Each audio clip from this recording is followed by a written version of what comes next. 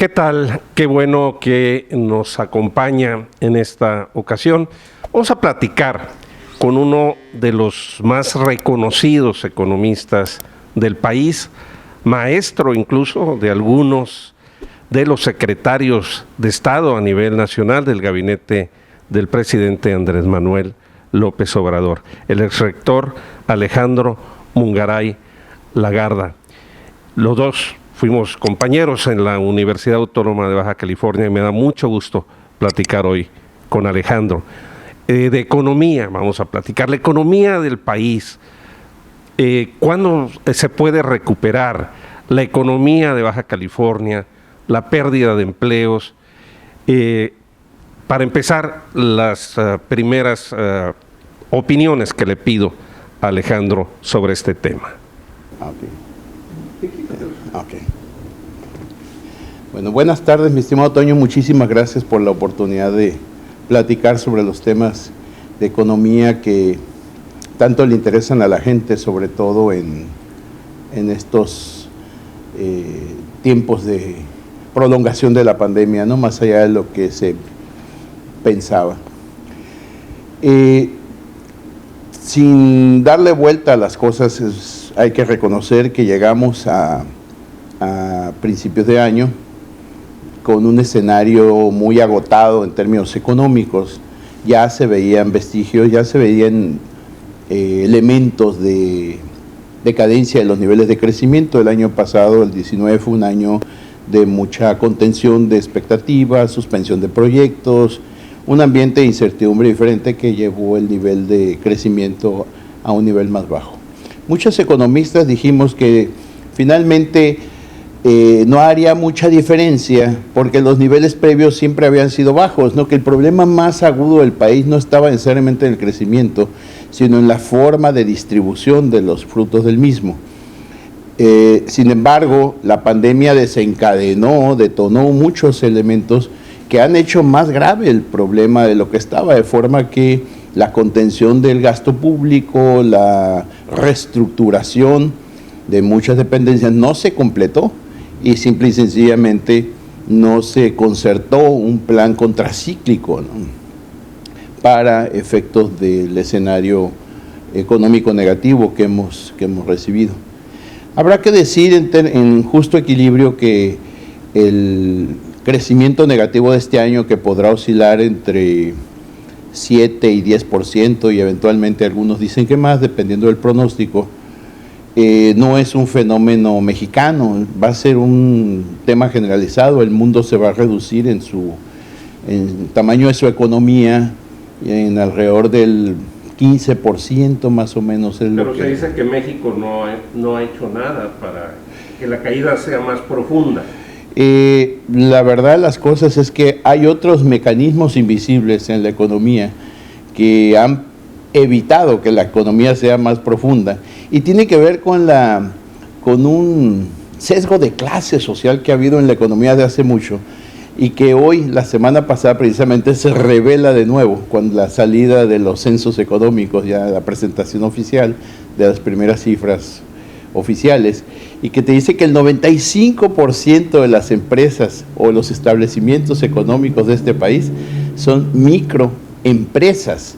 Y yo quiero diferenciar del micro y pequeña y mediana, porque he notado que hay una confusión, los meten a todos como si fueran iguales, porque las microempresas son unidades económicas que a lo sumo tendrán 10 empleados, pero si tú te ibas a las de 5 empleados o menos, podríamos estar hablando del 80 o 82% de microempresas. Entonces, ese vasto mundo de actividad emprendedora, empresarial, de subsistencia que se realiza en el país, pues tiene una capa de resistencia social que evita que las cosas sean peor. Oye, ahí están las personas que venden hot dogs, las que venden hamburguesas, el que tiene una pequeña taquería, el mecánico es una llantera.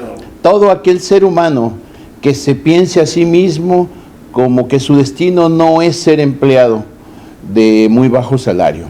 Yo siempre he creído, y lo hemos comentado antes, que este indicador de los empleos puede decir verdades, pero también puede decir mentiras, porque si la gente está ganando muy poco, pues la verdad de las cosas es cómo se puede presumir un empleo, ¿verdad?, donde la gente está pensando en que... Que ganan poco y aparte están 10 o 12 horas o más en un lugar, pues sí, haciendo lo mismo. Para ganar un poquito más por las horas extras, porque no se valora el trabajo que se realiza o cualquier cosa.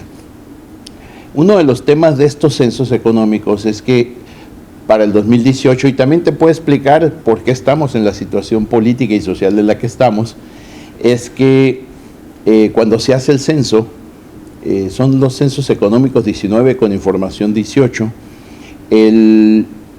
las grandes empresas de este país eran el 0.2%, generaban 32% del empleo, pero se quedaban con 55% de la riqueza. En esa caen todas las maquiladoras, todas aquellas empresas de 250 empleados o más, de las cuales hay muchísimas aquí, que generaban empleo y que en teoría debieron mantener un ambiente de bienestar, ¿verdad?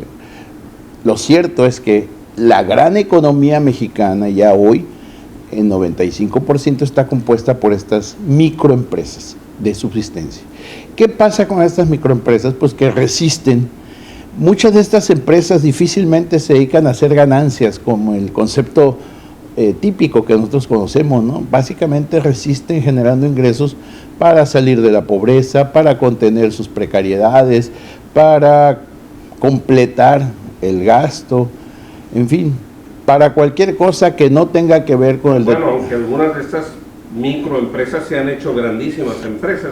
Bellísimo. Como los tamales estos de Sinaloa. Que son bellísimos ejemplos que nos dicen de lo mucho que podríamos hacer para alentar la microempresarialidad, sobre todo el emprendedurismo contenido en ellos, y ayudar a desarrollar una base económica con mayores posibilidades de crecimiento que la que hemos tenido hasta la fecha, sobre todo porque son gentes de nosotros, gentes de las familias, gente de los amigos, gentes que están aquí que nunca están pensando en llevarse las utilidades al exterior.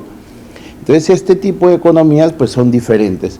Ahora bien, nos agarra la pandemia y por supuesto que los efectos son tremendos, ¿no? La ausencia de esfuerzos contracíclicos se ha compensado con esfuerzos clientelares, ¿verdad? Y ese tema tendrá que ser debatido porque es difícil. Oye, porque la clientela pues no genera nada más están estirando la mano a que le llegue al mes su dinero.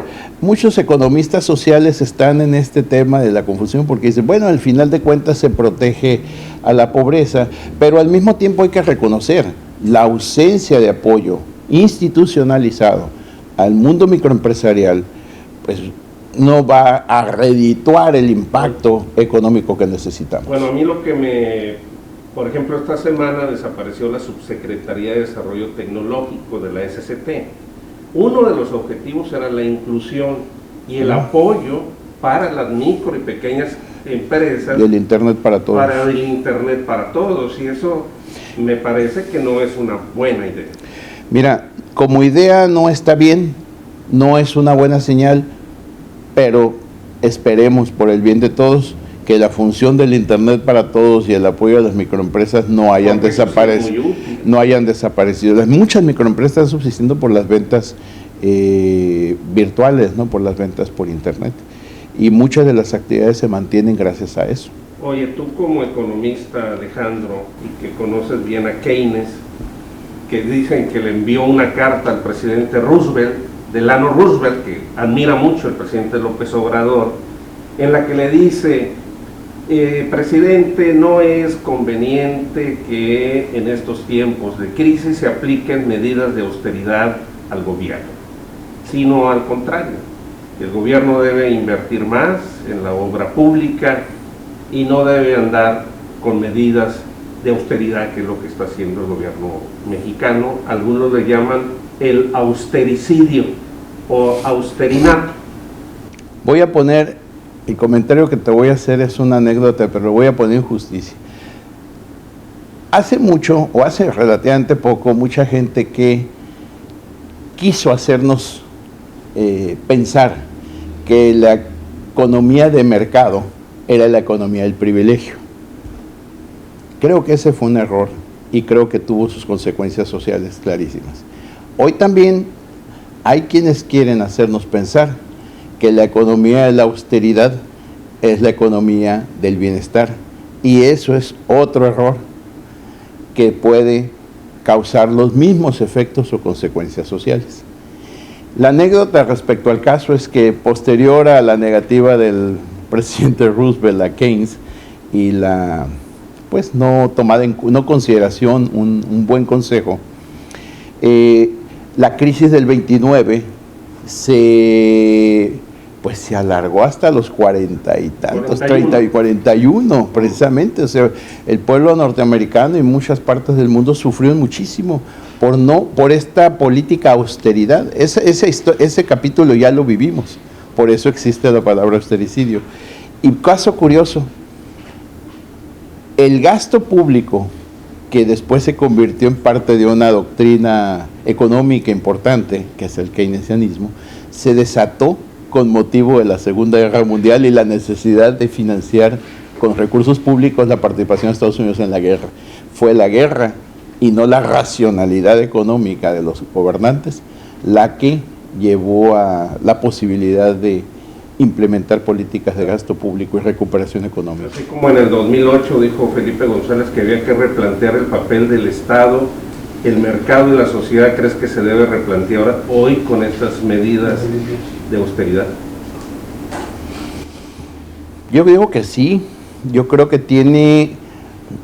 así como se están desmantelando instituciones que se han corrompido o se manejaron mal, se tiene que completar, porque no nomás se puede destruir, se tiene que reconstruir y hacer bien las cosas, ¿verdad? Porque de otra manera, mientras no haya una reconstrucción, por ejemplo, la estructura de apoyo y financiamiento a la microempresa de este país, que es la mayoría, el acompañamiento con la capacitación, el financiamiento y todo lo que esto necesita, pues si no se hace, prácticamente estarás gobernando de espaldas a la estructura productiva real de este país. Y te vuelves tan elitista como lo que te criticabas, porque finalmente la Cuarta T criticaba el predominio y los privilegios a la inversión extranjera, pero la Cuarta T está haciendo lo mismo.